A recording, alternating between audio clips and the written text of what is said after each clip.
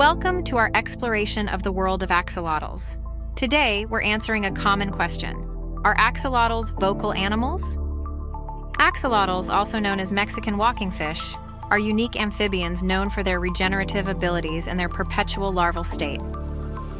But regarding vocalization, these creatures are quite different from many other animals. Unlike frogs or birds, axolotls are not known for making vocal sounds.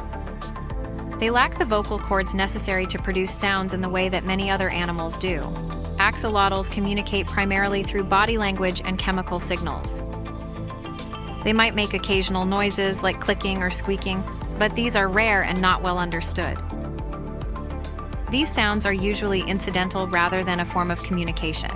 So while axolotls are not vocal animals, they have their own unique ways of interacting with their environment and each other. Their silent world is just as interesting and complex as that of more vocal creatures. Thank you for joining us on this journey into the silent world of axolotls.